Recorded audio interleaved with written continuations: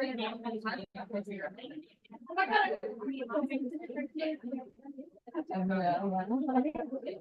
is, yeah, I didn't know it before.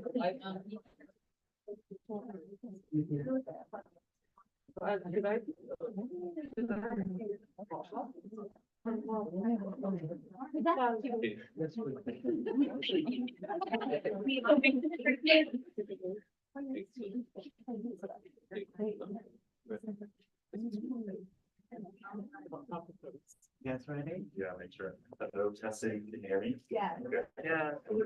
Great. All right, folks, welcome to Watermelon Pink at the crossroads of queerness and Arabness through the lens of Palestine. Thank you for coming out.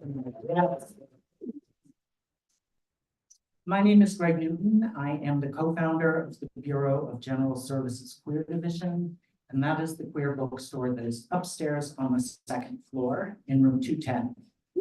We're down here so we could have more people. So thank you to the center for letting us use this larger room so we could host more people and spread out a little bit.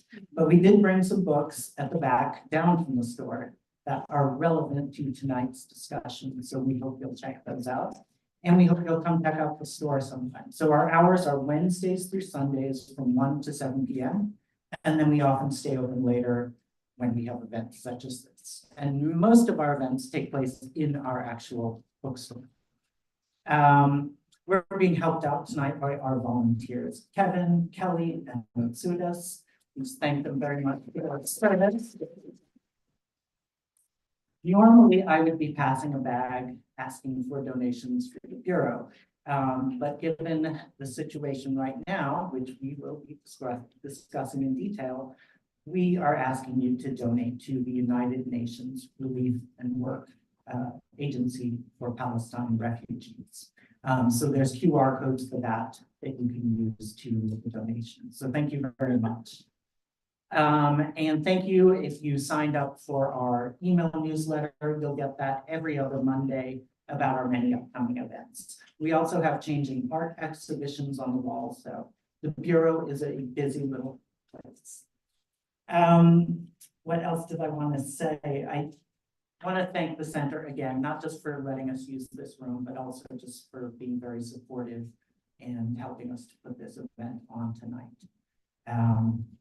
And before I introduce our panelists, I wanted to read a land acknowledgement and a call for a ceasefire. So the Bureau acknowledges that our organization operates on the unceded land of the Munsee Lenape. We encourage you to join the Bureau in signing up to make a monthly donation to the American Indian Community Houses Manhattan Fund. The Manhattan Fund, according to its website, is an invitation to all settlers and non-native people who wish to acknowledge the legacy of theft and genocide that comprise the history of New York City and the United States. And you can find out more at manhattanfund.org.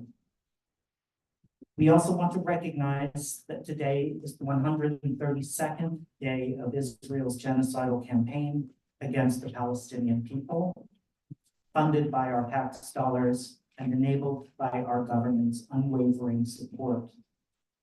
We hope that you will join us, and I expect you will if you're here tonight, in calling for an immediate ceasefire, permanent ceasefire, an end to the siege, and an end to the occupation in order to stop the collective punishment of Palestinians and to ensure the swift delivery of much needed food, water, medicine, fuel, and medical aid to the people of Gaza.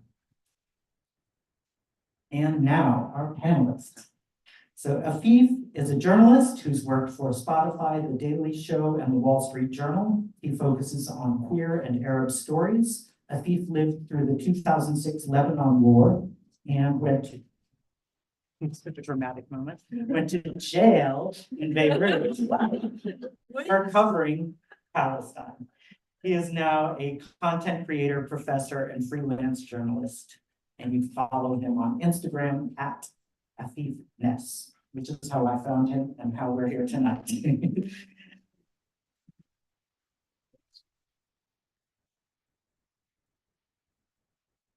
Fuad is a global health professional and advocate living in Washington, D.C. Having grown up in Amman as a Palestinian Jordanian, he developed a passion for working with Palestinian refugee communities on issues of health and justice. And you can follow him on Instagram at Fou Addict, F-O-U Addict.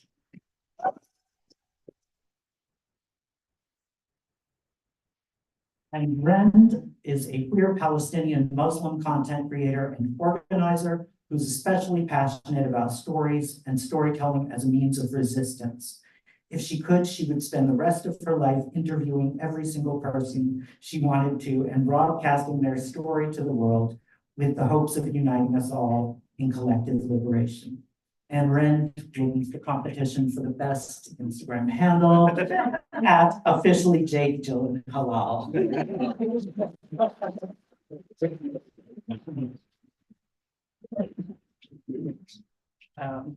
Sure you're not blocked by this.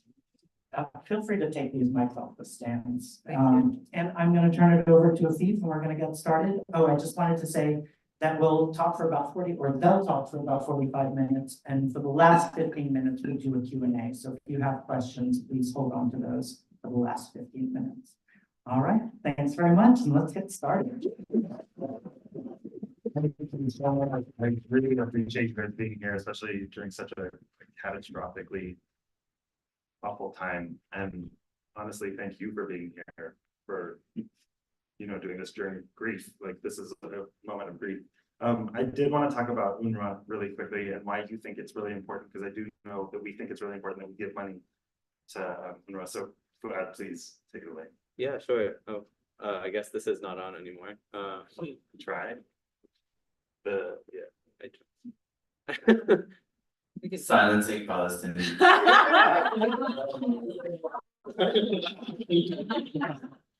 It's okay. It's okay.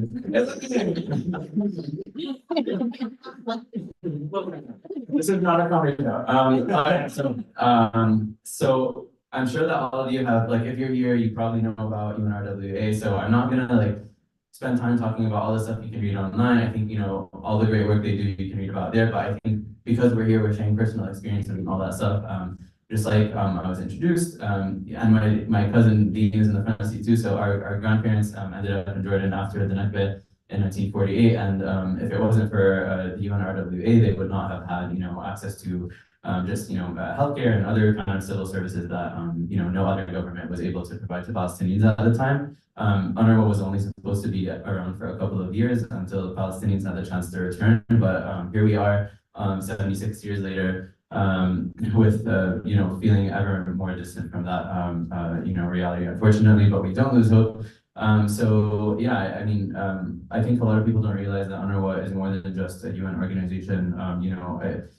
They're not perfect, of course. Every organization can do better, but Palestinian refugees all over the Levant are dependent on UNRWA for the provision of their education, for their healthcare services, for employment. I mean, I think it's like 30,000 people in Gaza are employed by UNRWA, which is huge. So, them being defunded is a huge catastrophe. And so, when our, the governments that claim to represent us defund them, we say no, not in our name. So, yeah, that's why I think we should fundraise for them. Thank you.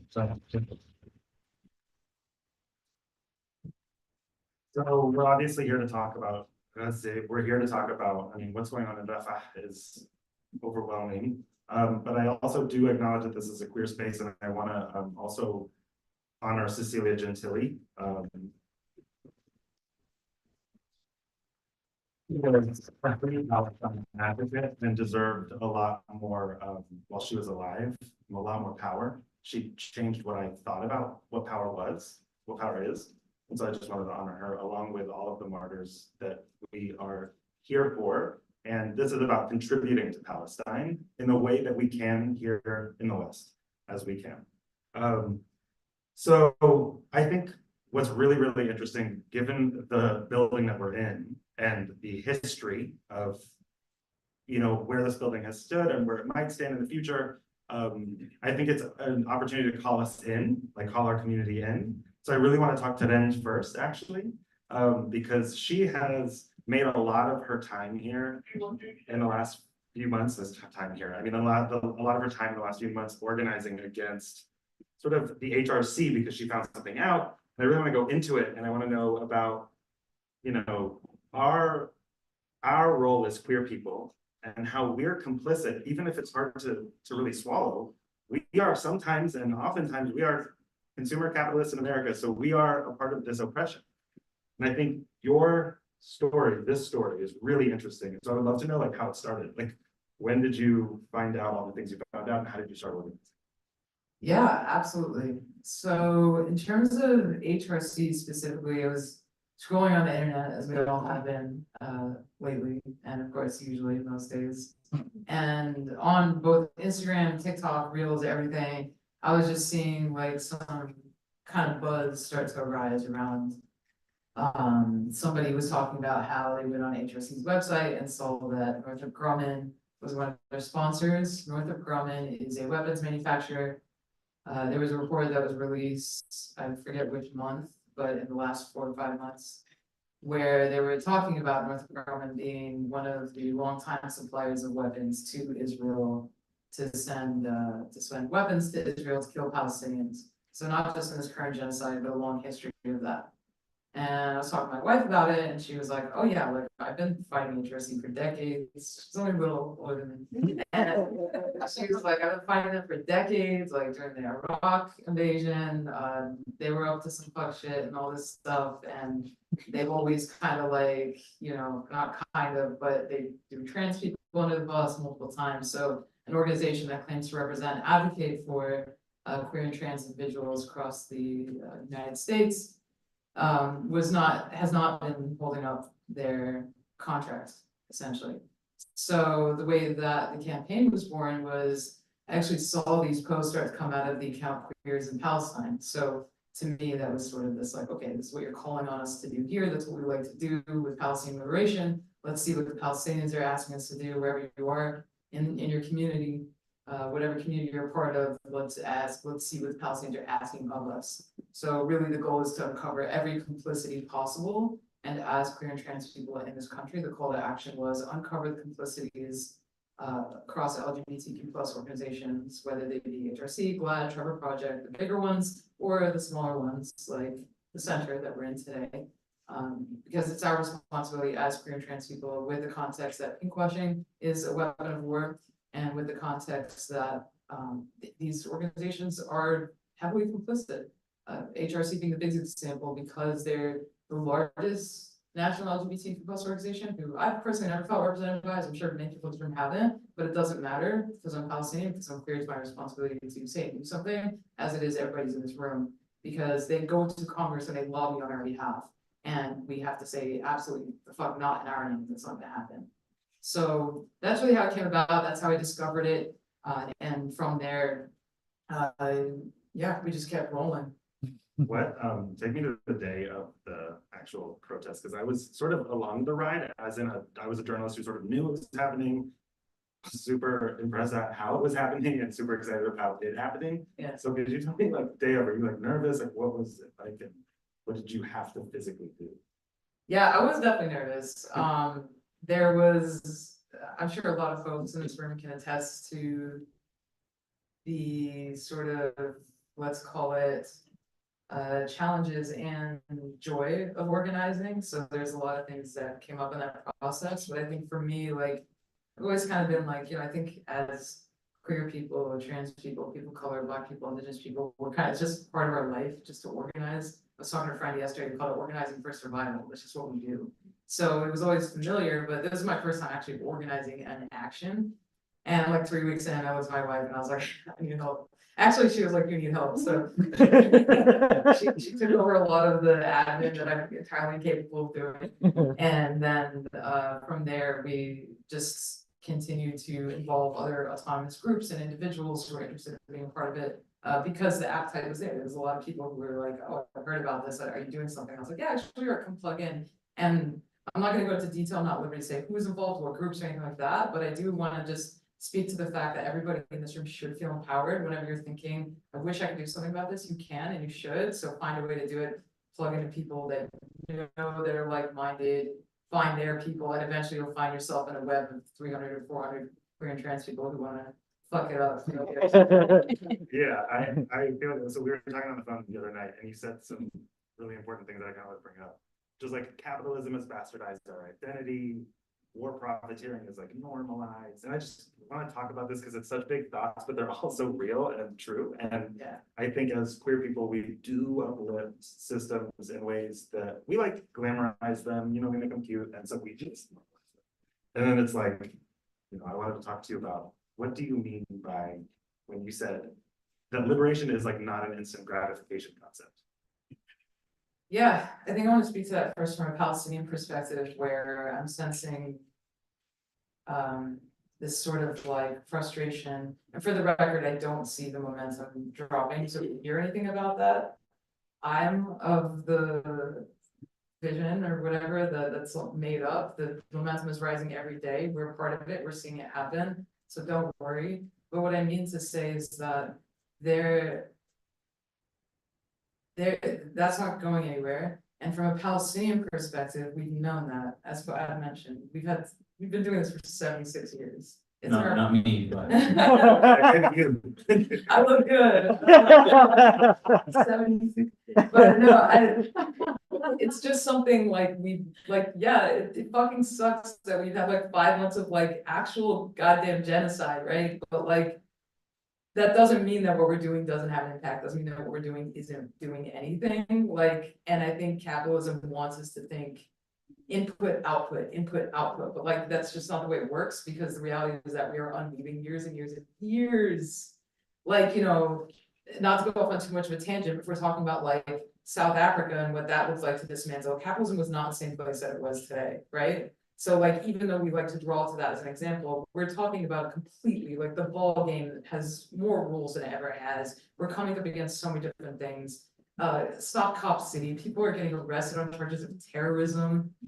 So like, we know what we're up against, you know, and we have to just like honor that and like really be steadfast. That's one of the main principles of Palestinian liberation. I encourage everybody in this room to research what the principles are, because essentially our responsibility is to abide by those principles in whatever we're doing, whether it's taking down a queer organization or holding our friends, families, and institutions accountable by wanting to end that complicity. I definitely went off on a tangent, and I just want to get back to the main point. So the day of, I was nervous that they would find out. I was really nervous about that, but we showed up and it was like awesome. Like I just like remember walking and there was like 400 people. I was like, what the heck is going on? And yeah, like I think we surprised them. I don't know. I think it was an HRC gala, by the way. Oh, right. It's like an entire dinner happening inside. We like really, it was really like, it felt disruptive both inside and outside, and we were sort of outside, so I know that disruption happened Right. inside too. Right. But something else you said, which was really interesting, what I want to bring up is, you were like, we're not fragile. Yeah. You know what I mean? Yes. We're not fragile, so we shouldn't be. Yeah, and like, look, if you identify as a fragile person or like that's your thing, like I'm not saying you can't do that. I'm just saying like I think like to kind of to make it like the most stark sort of contrast that anybody could possibly understand is that one of the inside disruptors was disrupting while Chuck Schumer was speaking.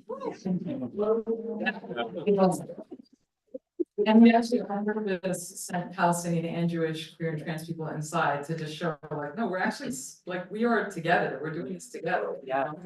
So, Really good footage came out of that moment. Oh, yeah. A bunch of people like filming themselves and just screaming at Schumer. yeah, it was awesome. It It's screamed at a lot of people. And like, that is a very good tactic. So like, if you identified somebody to scream at, go scream at them.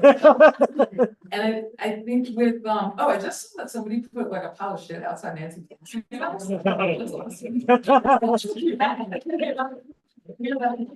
that might be biologically more. You're one-liners. That's I'm not telling anybody to do anything. I do not endorse, okay, so the. fragility. Back to fragility. So going back to the Chuck Schumer thing, while he was being erupted, he was talking about Stonewall. And we know that, now we know that with capitalism, they love, you know, it's like this crazy thing happens where we have a movement and then capitalism like sells it back to us, right? Now, the first thing I wanna say is you can't PR your way to Palestine, we're learning that, because it's either you admit you love to kill babies or you stand with Palestine, that's as simple as that. It's fine. Right, That's there's one nothing, there's literally nothing in between.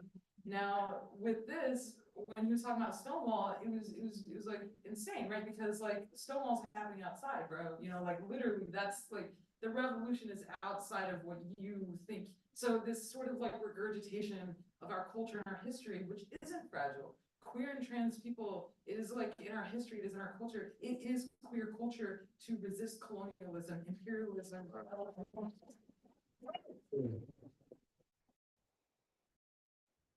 And that is so rooted in love, and so is Palestinian liberation. It is rooted in love, like, you know, and I think in terms of, again, just going back to queer and trans history, it's really important to just take ownership of that. Like the AIDS crisis was not sexy, okay? They weren't reporting on it like people were doing wonderful things for the world, just like today. So I think for me, it's really important to think of it that way. Like we're not some fragile creatures that can't be touched, and as long as you throw us some like chase bait whistles at a pride parade. I love those whistles, but like I think can distribute them. I'll put Palestine flags on whistles this year. So there's like, you know, we know this, you know, we know that we joke about it, you know, about the schism of the queer and trans community, but now with Palestine, it is being queer in the movement, being Palestinian in like either intersection of those things. It's such a unique positionality where it challenges everything, it flips everything on its head. So I think that's why as a queer and trans people, we have this very unique responsibility, you know, even as an accomplice, whether you're an accomplice to the Palestinian liberation movement, whether you're an accomplice to the queer and trans liberation movement, you don't have to be any of those things. So really, at that action, it was everybody who rejected everything that we're up against. Before I go to Fuad, did you want to say anything that you had left to say? Yeah, I had to. Stop that. I'm just like, yeah, for So there was one point that I really wanted to make sure to cover off on. I think when it comes to the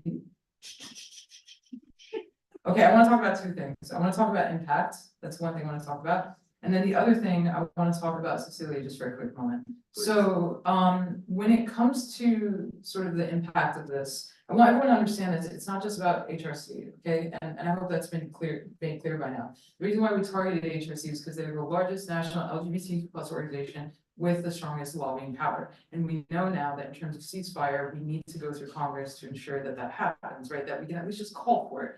We're not saying Congress is going to liberate Palestine. We're not saying we are going to liberate Palestine. We are just saying that we have a unique responsibility to uncover whatever complicity it is, whether it's your workplace, your local community organization, your school, anything, wherever you are, wherever you feel that there's power, there's institutional power, or wherever you feel that you can have any sort of influence, that's what we need to target. So in the context of HRC, what it's done is it's broadcasted this message, essentially to say that, look, we did this to have a bunch of, you know, queer and trans, Black and brown, indigenous, Jewish, white, everybody, like everybody who feels represented in this room was there to say, not in our name, right? And in terms of the impact it's had so far, we've got the workers at this center who are actually advocating internally to push for a call for a ceasefire along with solidarity with the Palestinian people.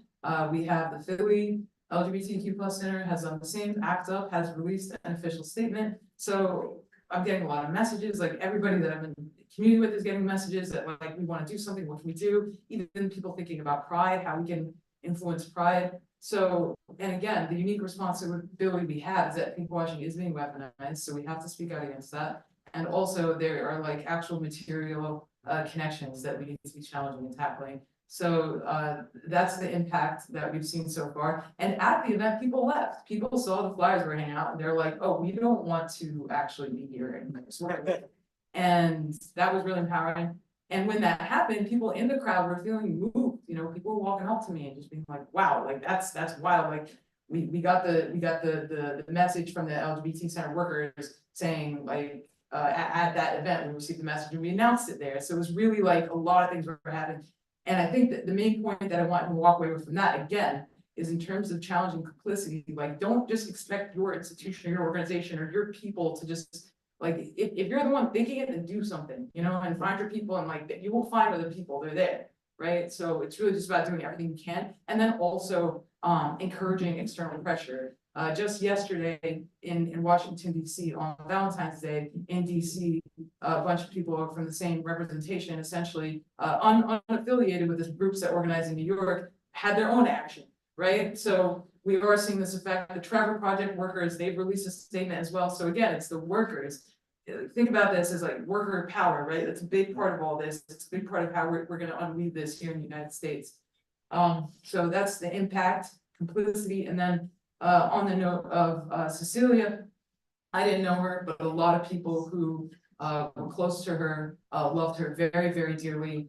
Some of them are in this room today. I'm sure many of you in this room knew her. She, of course, had an immense amount of impact in terms of queer and trans liberation here in New York City and for Palestinian liberation until her last days. And I just want to say that it's an absolute shame that this center did not respect and honor who she was for her opinions and her beliefs about Palestinian liberation and beyond. And I hope that this event and others moving forward will serve as a catalyst for them to speak out for Palestinian liberation, if anything, in her honor. But I do encourage everybody in this room to uncover complicities wherever you are. That's the most important takeaway from this. It's not just one evil institution doing really bad things. We are also incredibly complicit, so find those things and undo them and use your power and use your voice that you have in your community.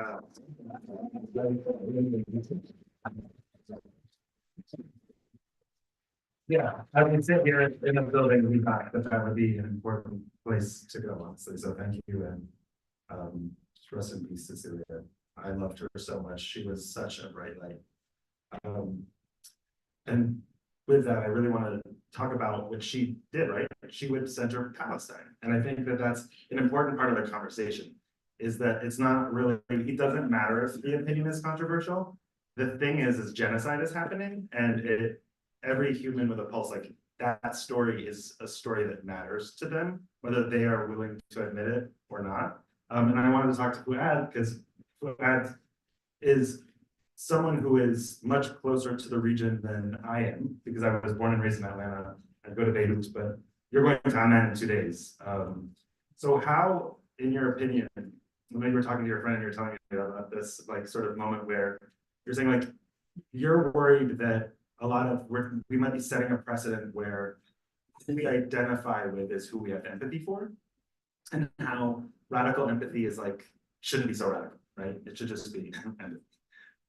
So yeah, thank you for that, Ian. And I wish I went before then because it's hard to follow it.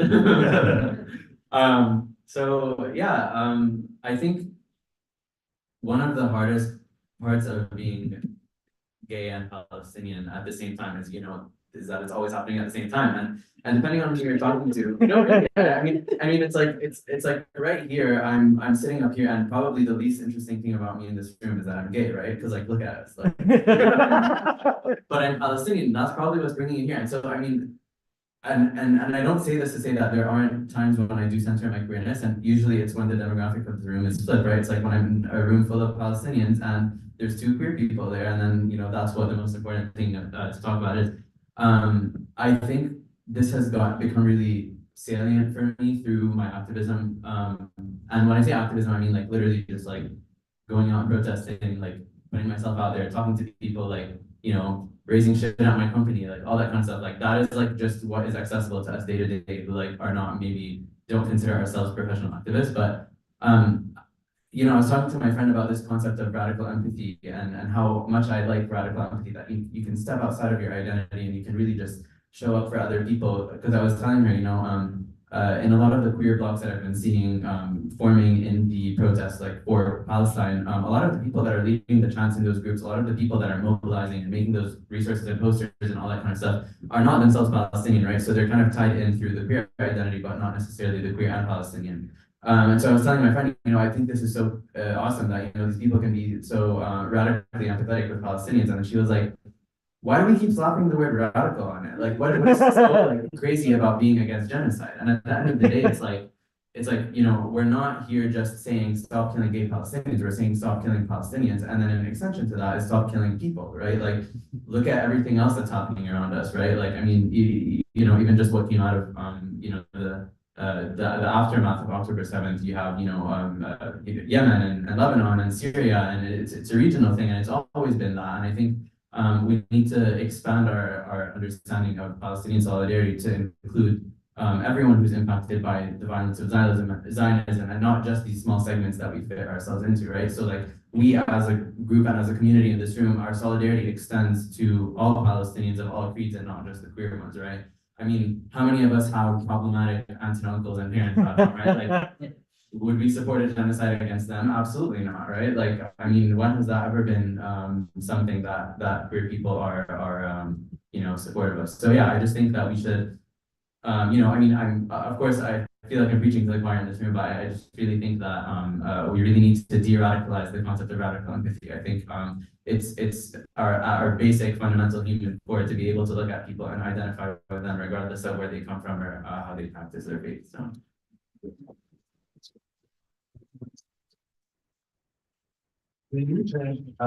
Sometimes we get swept up in, I think it's really important here to have our identities extremely politicized and really fight for our categorical reasons. Our different walks of life are really important. But how much do you think that this is just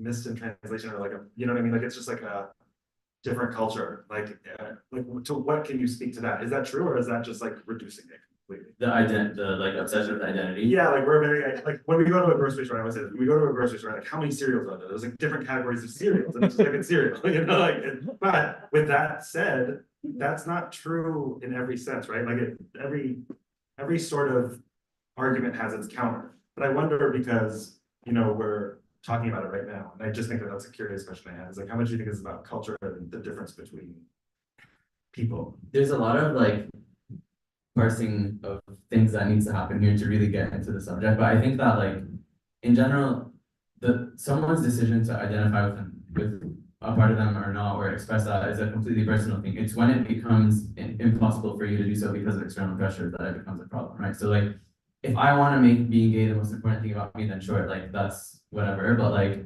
I should have the freedom to express myself along that entire spectrum, right? Of like where I want to be. I think the problem is that when we were brainstorming this talk, like the three of us were like, okay, what are we going to focus on in this?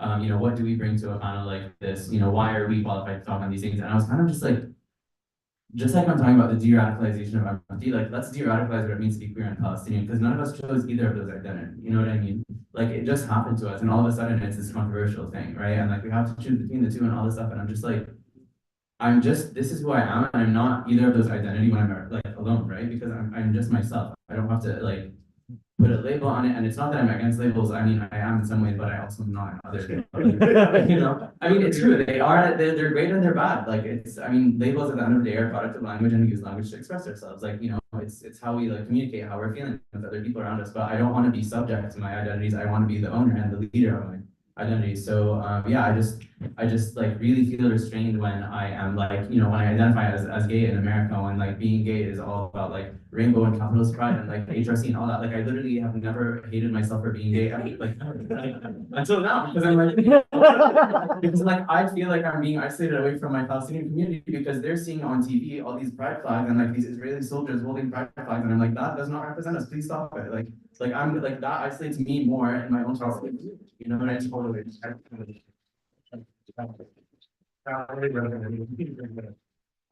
You've done a lot of disrupting, actually. You have, in different ways too. You told me a long story. I'm just gonna like name them off, and you can talk about whatever you think is the best moments or the biggest moments. He translated for Tim Houthi. Remember that? Houthi Chalamet. It was on Hassan Piker's show, right? You went to jail for a night. That's another point. Not as a result of that. Totally different story. Sorry. And then also you disrupted like a bunch of, I mean, you gave me a lot of video, which was great, from disruptions happening near airports in the DC area, which was, so just can you talk about what the last 4 months of that has been and what were the biggest moments or the things you've learned the most in that kind of world you've been in? Totally, yeah. So, you know, I'm a very private person, like for the most part, right? Like my friends and like the people who know me, like know a lot about me, but like everyone else, I'm very private from. The past 4 months, like if I can define it in one word, it's just like perceived. Like that's how I feel. Really, like I mean, it's kind of crazy because just to touch like quickly upon some of these things. So the arrest happened at the White House. I can talk about it now, like the case is done, whatever. I'm like banned from like half of DC. It's fine, but I live in DC. Yeah, it was October 16th. It was like the day after my brother had just moved to DC, and like we drove across the country from Denver. And then like the next day I was at work, lunch break. I was like, oh, let me go to this protest. Texted my brother. I was like, hey, if you don't hear from me in 30 minutes, I'm in jail. He was like, what? Wait. It was his birthday. So it was an action that was led by JVP, and if not now, and actually one of my co-arrestees is in the audience, and we bonded in the transport and in jail, and it was a magical experience. But honestly, like in all seriousness, it really was not like, to me, there was not a single second in there where I pitied myself, because I was with a group of amazing, inspiring people, and at the end of the day, I knew I was gonna get out, because my privilege ass got out the second that I was standing in front of the judge, and there was a lot of people in there that I was like, no one's accounting for these people. So that experience taught me a lot about just like incarceration in the US. I had never even thought I would end up in jail, and I was like, you know, we're all very, very close to going to jail. You don't even know it. It's just like you just cross one line that you're not supposed to. But this is the point of like empathy, right? It's like, why, like, you know, stop thinking about yourself in this protest and whatever, and look around you, all these people that are in jail, and no one's like, you know, at the end of the day, like I got out and there was a group of like 30 very nice Jewish kids holding food and balloons and stuff, and I was like, that does not happen for everyone. So yeah, I mean, that was that. And then for the translation experience, I mean, actually, that is the one who like threw that football at me. I had just woken up from a nap. She was like, hey, can you translate this thing real quick? And I was like, I thought it was gonna be a small. She was like, oh, this Yemeni guy is talking to this Turkish guy, no names. And you know, just like, you know, they need your help. So I was like, okay, it's like 6 p.m. I'm like rubbing my eyes. I need to finish my work. I was like, fine, whatever. We hop on like a Twitch stream. I see Hassan Piker, who I've been watching since I was in high school, and then like this guy who everyone's talking Wait, about. you didn't mention any of it? That was really like a cold. I thought I did. Anyways, I can pull up the text and no, but then I like again, like I just started getting these like texts from my friends, like that I haven't seen in years, you know, like people in Jordan, people whatever, like, oh my god, I just saw you on the live stream, whatever, and I was like, guys, like, let's stop sensationalizing things like this. Like, please, like, I'm so glad that you're entertained by these things, but like, there's just so much more stuff that's important out there. Like, someone took a video of my arrest outside of the White House and then posted it on TikTok, and it literally went all over the place. I'm telling you, like, I'm not exaggerating. Millions of people. I was getting messages from people in Turkey saying they saw me on the news. They thought I was in Palestine getting arrested, and I was like, I resent that. Like, one Palestinian guy getting arrested at the White House in DC gets more attention than thousands of people that are being bombed and like erased without a single mention of anything. So, I mean, if I could get people talking about Palestine, great, but I'm also like, I got like when I first saw the TikTok of myself, like on like, you know, with millions of views, I was at home building IKEA furniture. I'm not the person you need to focus on, please. There's so many other people out there that need your help and need your attention. So like, yeah, that's, I guess, my takeaway from that. Yeah, totally. I mean, do you want to leave the crowd with any sort of things you want them? We were talking about solutions and ways of, you know, thinking about who we can be in this moment for Palestinians. And that might be a really good question, but just before we, you know, get to it. Yeah, honestly, I mean, I'm all about just kind of like what I was saying, like I'm really all about starting small. And I mean, I know I work in global health, but like we're always saying like local is global, global is local. That's kind of bullshit sometimes, but like in this case, I was literally thinking the other day while I was getting ready for work, I was like, I wish like all these people that I go into the office and share the office with every day would just like ask me for once how I'm feeling. You know what I mean? Like, so do that for the Palestinians that you know in your life. They want it. Like they really do want it. I promise you that. Like after spending 5 months talking to every single Palestinian I know, they're all saying the same thing. They're like, I can't believe that I'm going to work with these people, and they're just like asking for deliverables and like putting meetings on my calendar and whatever, and like not a single one has acknowledged the fact that I am watching a televised genocide of my people who look like me, who sound like me, who have names like me, who in many cases I'm related to. Like, you know, just like do the smallest thing. Like, yes, keep going to those protests and keep donating and keep reading and all that stuff. But reading a book in solitude on a Sunday in your bed is not helping your Palestinian friends. Like, you need to also just show up for them and like, you know, invite them over, cook for them, ask them how they're feeling. But like, don't make it too savior. I don't know. It's tough. That's what I want to do.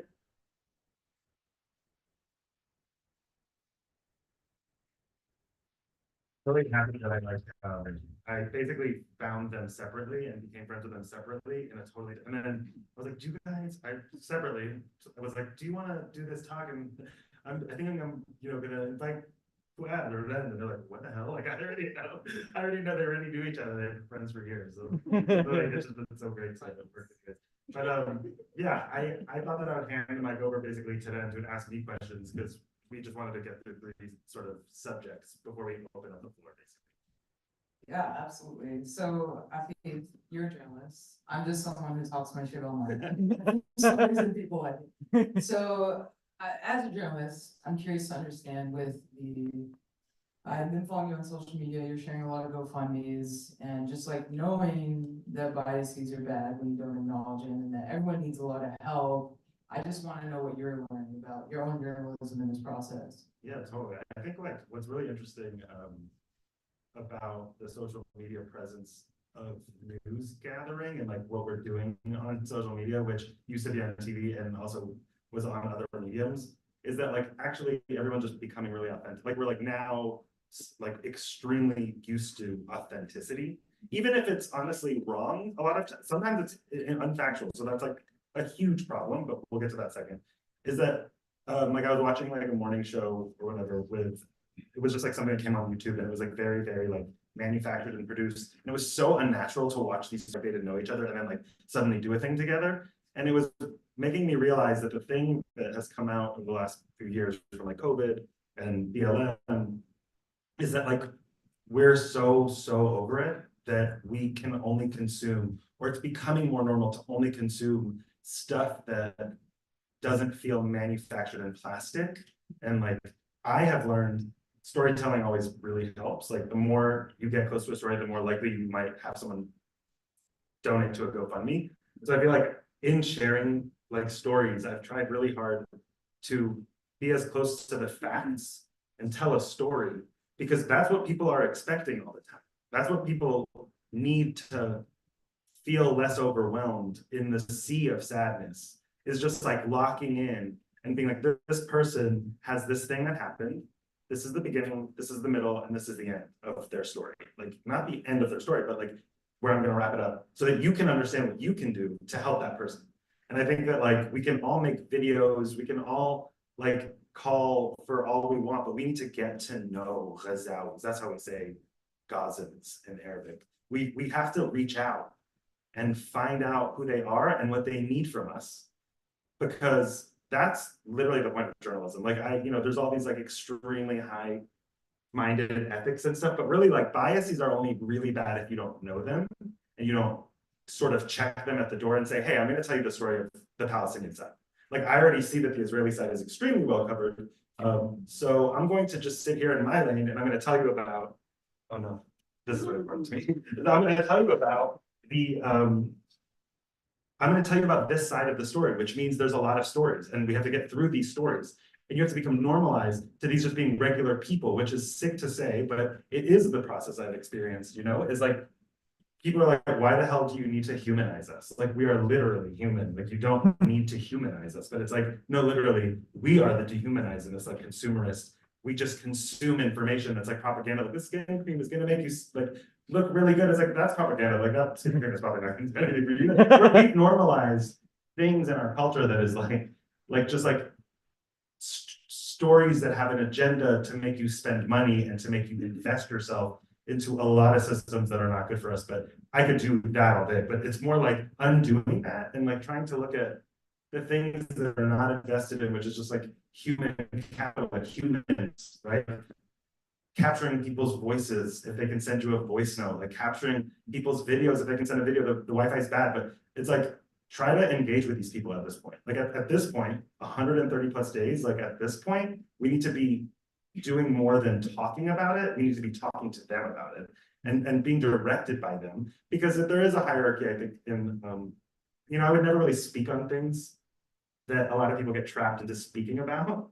And it's like, why are you speaking about that? Like, just help, just reach out and talk to someone and say what they said. It's like a journalist's easiest way out, actually. It's like, I will tell you what this person said, because that's what the facts is. The facts is, you know? And it's like, at the end of the day, you can start getting trapped into these, I have to do this or condemn that or talk about this or literally whatever. And it's like, all of that, your opinion is not very important. It just isn't. It's not that important.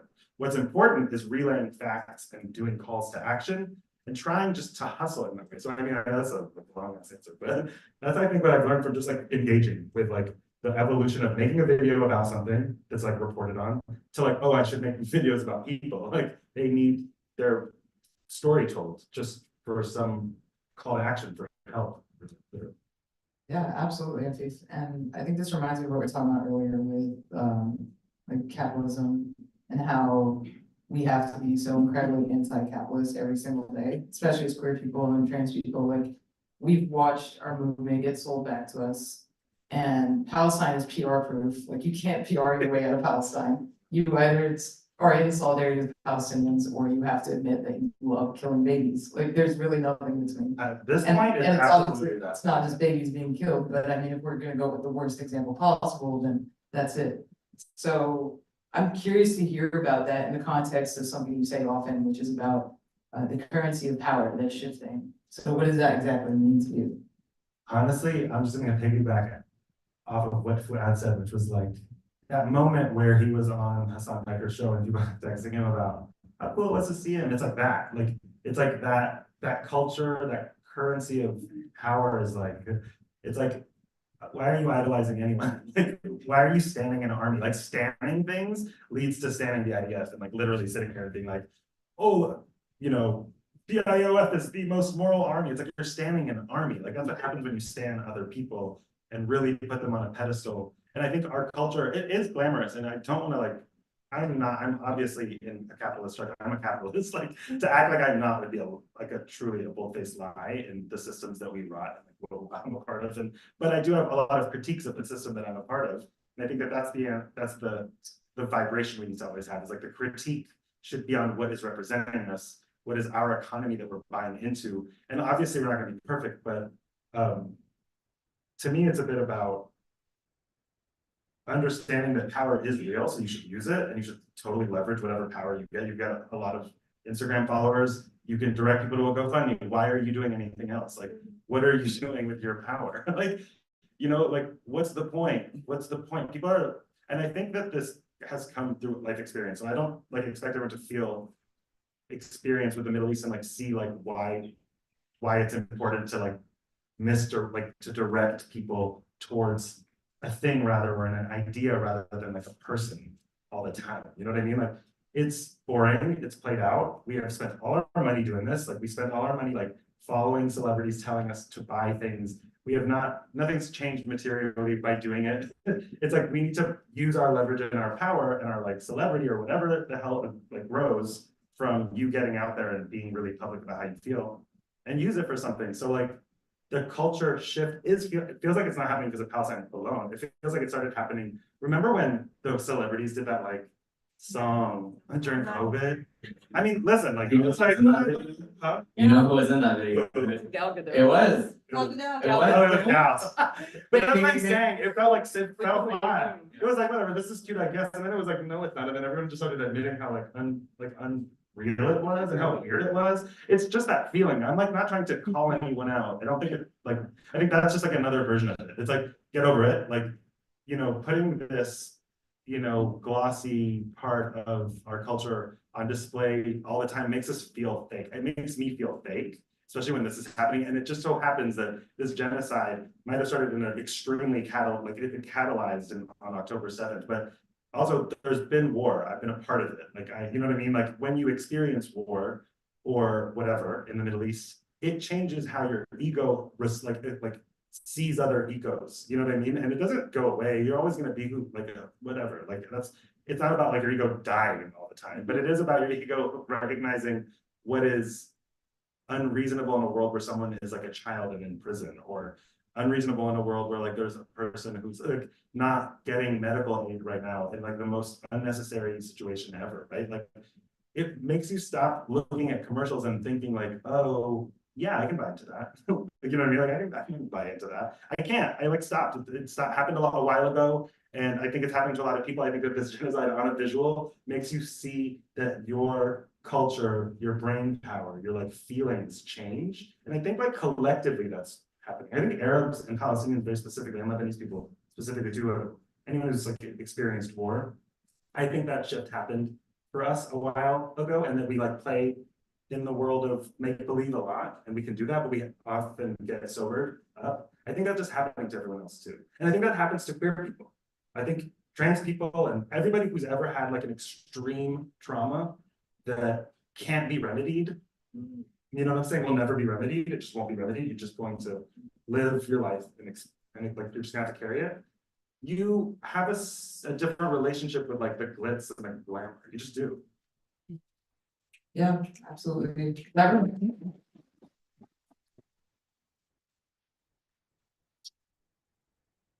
So, yeah, that reminds me of something someone said to me recently. They described it as freedom pains, where they were comparing it to getting out of like an abusive relationship, where there's this like, okay, you're out finally, but there's this reality that like still a lot of things that you gotta work out, and it's like you're free, but then it's like there's the pain. So that's what that reminds me of. And I think it also ties into how important it is to emphasize that this is, I say this like it sounds like a broken record, but just remind people this is a love-based movement. Palestinians have been saying that for decades, since it became a movement against Zionism over 100 years ago, because love is about protection, and we want to protect Palestinians, and we have to do our part in that way as Palestinians are liberating Palestine. So in that regard, in terms of how we can be more helpful, I want to learn about the ways that you've been helpful. So you mentioned the GoFundMes, the journalism, being able to report facts from the ground as factually as possible in terms of being able to retell people's stories. So I want to hear more about what you've learned from the people that you've been directly in touch with in the GoFundMe process. So obviously not to get into it too much about how messed up it is, that whole thing, but just in terms of the connections that you've made and what you've learned from that process. And specifically, I believe you said you've been in contact with somebody who is queer and trans in Palestine. So kind of like what you were saying earlier, where we're not just obviously talking about protecting queer and trans people in Palestine, it's all Palestinians. But as advanced as these missiles are, they can't tell the difference between the two. So our queerness is more like a tool, it's like a mechanism. Again, it's a very unique positionality that we have in this wedge of especially fighting against liberalism. So just all those thoughts. Yeah, totally. I've been online a lot in my life, but in the last few months, I've tried really hard to like create pieces, put them out there. And I think that there's been like a level of perception, like you said, like it's like, and the thing about the perception is that people get in touch, right? They like hear about you through somebody. So I've been in touch with a lot of people. I've been in touch with a lot of people because sourcing exists, and I've been a journalist for a long time. So queer people in the Middle East really exist in a way that we are constantly and consistently like shocked about in this country, where it's like, obviously, like, what did you expect? But I've done a lot of work with drag queens in Beirut, or I've talked to Palestinians who are like, yeah, I go to queer friendly bars in Ramallah. You know what I mean? Like, it exists in ways that are hard to imagine in this context, but it does exist. And yeah, there's someone now who got in touch with me recently. I don't want to tell you too much because A, it's like very sensitive, and then B, it's just in process. But in terms of someone getting in touch, a queer person who's in Rafah right now, like, got in touch with me through a person I knew at a wedding that I met at a wedding last year in Lebanon, and just was like, I wanted to connect you to Afif. He's been trying to help people raise money, and blah, blah, blah. We started talking, and this person really knew how saturated it was. It was like not working, like trying to raise money was like not working. And they're scared. They're in Rafah. They're really in a tent next to, I don't think they're next to Nasser, but they're next to a medical facility. And I think that there are a lot of like pop-up medical tents and stuff like that. But has the ability to access Wi-Fi for a lot of the day. They're 24, so like they know what they're doing in a way that like actually a lot of other sources have not known in terms of like getting online like pretty well and like just keeping up with me. And you know, we're trying our best to figure out ways to get this person out. And there are a lot of really good NGOs who have reached out by just me doing a video and just having their voice on, you know, just saying, write something and then read it to me. And that's all you have to do. You just have to write whatever you want. And you can send it to me and we can talk about it. And I can help you like think about it. But it's the easiest way. It's like the process. The process has always been like, write what you want, put it on a voice note. I might edit stuff that things out if you, because they'll be like, I ramble. It's like, it's okay. I like got you. I'll edit it to like what sounds the most, like I won't edit anything out that's like changes your, you know, I stick by the rules. There are rules here where you can't edit things out in between sentences that change a feeling or change the sentence. Like there's a lot of really grammatical ways you can make sure you're editing ethically. But you know, they'll send me a voice note, blah blah blah, and I'll make a video whatever way I can. A lot of times they have video or a picture. This person didn't want to be at all shown, and they had a GoFundMe, but the GoFundMe had their name on it, and they were like, I don't know how to galvanize a queer community. I'm very scared about doing that. But I know that they had talked to my friend who's also queer and Arab, and they had kind of decided that like maybe being like out with the queerness part would be very helpful. Knowing that that story is not exactly told a lot. And that might galvanize us as a community to just send money, because that's where they were, you know, sort of at. There's a lot of progress, but it's such a chaotic moment. I've gotten in touch with an NGO that's really trying to help. They are really experienced at evacuating people out of Ukraine. I think that they've also gotten some really successful cases in Gaza now. It's going to be a hard process, but like I've now just like become really close to the source, right? And I'm texting them at like all hours of the night because that's when they're on. And it becomes this process of like, okay, well, right now, all of the rules of journalism to me are done. They're not like bad to follow in theory, but they're also sort of irrelevant in a genocide. Like you're just like trying to like get information out, make sure it's true and right. And often if it's not, or you've made a mistake, you just say it. Like it's a live wire. Like there's a lot of misinformation being spread. You're going to possibly have shared something that might not be factual. When you find out, correct yourself. Make people know. It's what newspapers do it all the time. But I don't know what your question was. I just like looking about. It's like, but yeah, like We should, is it- we're almost at 8:30, Okay. but do you want to do one or two questions? And then we could talk informally afterwards? Yeah, totally. So does anyone have? Does anybody have any questions? Question. Yes. It's really urgent. I know. Just like, Thank you. Thank you first of all so much for doing this and being here and, you know, sharing resources. But I wanted to ask, recently I watched a video where a speaker, I don't remember who it was talking about how different generations of Israelis are more radicalized the younger they get. And that, I don't know, I thought that was particularly scary because at least, you know, in the US, I feel like at least, I might be completely off base, but I feel like younger generations are more liberal, so I feel a little more hopeful about the future. And I don't know if you had any thoughts on that topic. Do you want to take that, Ed? or- As the resident Gen Z. Yeah, Yeah. you're the youngest girl here, so. Okay, actually, so I used to think that way until I realized like there are more liberal and there is also a lot more conservative people. We're in an ever more polarized world, and it really just depends on the bubbles that you occupy. Like the second you step out of that bubble, like literally yesterday, I took the Amtrak up from DC to New York, and like there's some stops between DC and New York, and I meet a lot of interesting people on those trains. And you know, this like this guy who's like, in government, this conservative from Maryland, is like telling me all about how, COVID is a hoax and, how like, what else? His wife is sending him pictures of a UFO next to their house and, so he gave me his name, no, he gave me his name, like as he was leaving the train, I immediately went on Twitter. The second he got out of the train, the two girls in front of me turned around, they're like, we were gonna intervene, like, we were gonna save you. I opened his Twitter and like, I literally just threw keyword searches on his Twitter because I know exactly what to look for. I put LGBT, I put Muslim, I put immigration, and literally for every single one of those things, there's like tens of tweets like just about how shut the border, like fuck Palestine, all this, don't quote me, don't cut this up, but like, but like, actually, I mean, I agree with you, and I think it's easier to like pinpoint like Israeli youth because it's a much smaller like group of people. But in the US, I feel like unfortunately we're like kind of surrounding ourselves with people that are very like-minded, and I think that's always been the case. But I think with social media, especially, we are given the comfort with things like the For You page. Like it's literally like your social media is curated to make you feel like everything in the world agrees with you and is going your way. And the second something steps like step out of line, you're like, report, I don't like this. You know what I mean?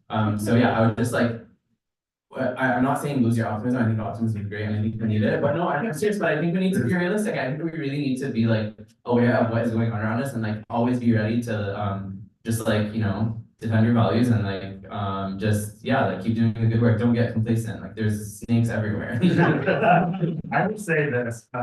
This is what happens when an entire population has to be conscripted into an army that has an active war, which just means like an active occupation, which is very more like in day-to-day. That makes people radical. Like that radicalizes people. And Netanyahu's government has like absolutely normalized way worse shit that was already awful to begin with. So it's true. Like people are really like radical in ways that are in different directions. Anyways, any other question? I just want to. Oh, sorry. Yes, I did not mean to. No, it's okay. I just want to say something quick because we don't have a lot of time. I just want to say like I struggle with this thing of like, should we work on galvanizing more people or do we just focus our efforts on the people who are in it? And I think we're at a point where it's like, I'm not saying don't like try to attract, always try to bring more people into the movement, but I think it's a really important time to build what you have, build upon what you have, because they're always going to do their fuck shit, but we need to build and have something always in place. So whether that means resource distribution, connecting with others, coalition building, that needs to be top of mind. And I would say that's my thought there. I know we have a lot of people want to ask questions. I think we should just do one more and then we can do, you can chat informally afterwards so people can stretch their legs and walk around, all that good stuff.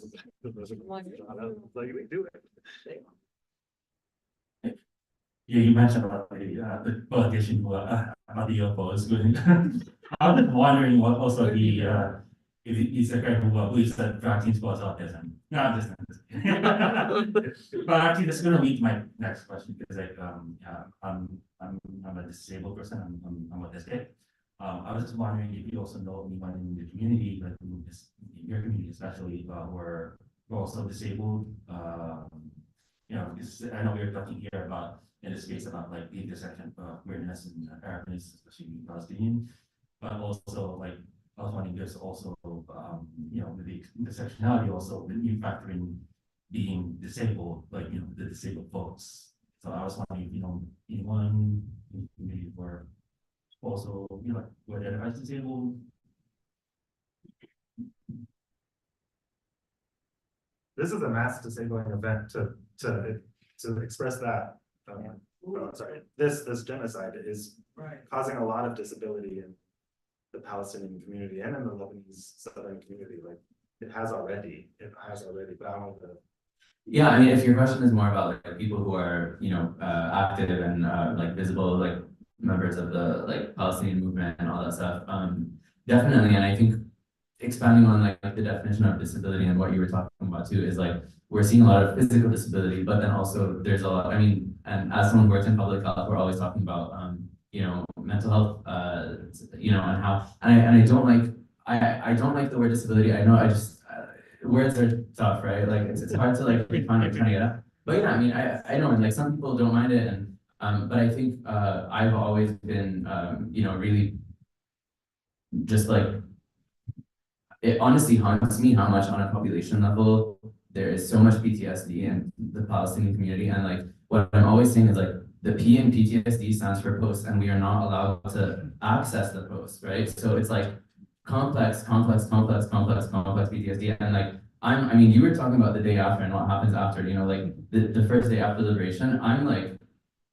riddled with questions about how we're going to deal with the mental health consequences of all of this stuff. Because like I'm telling you, like I grew up with a great life, but as of, you know, like having been passed down the intergenerational trauma from my grandparents and you know, hearing about the Nakba and like moving around the world as a Palestinian, I just like knowing how much it impacts me. I can only imagine how much like work needs to be done on the Palestinian population in general. And I actually like the fact that we're thinking about it like that, because mental health and in general disability like needs to be thought of as a community effort. We can't keep like picking people out of the population and putting the burden on them and their families to deal with their situation, right?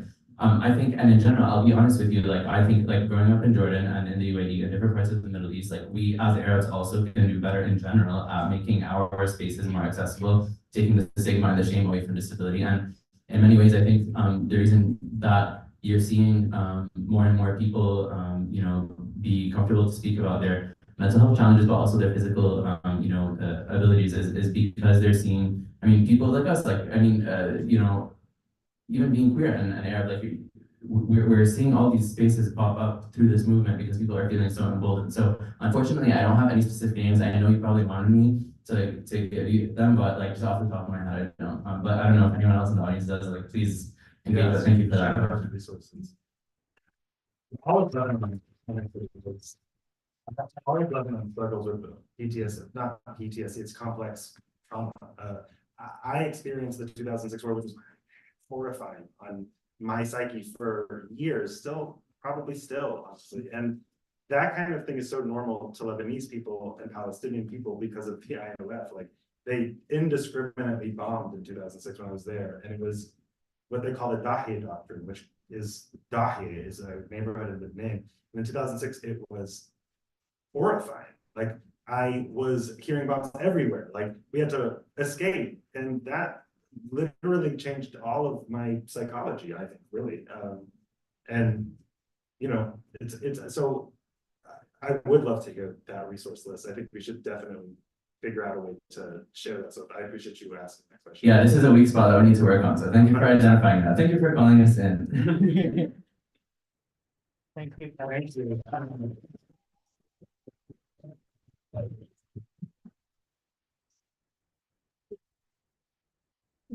So thanks everyone for coming out tonight. Thank you so much, Afid, for responding to my text. And thank you, Ren and Fuad, for participating in this. This was a really lovely event, and I hope to be with you guys. Thank you very much.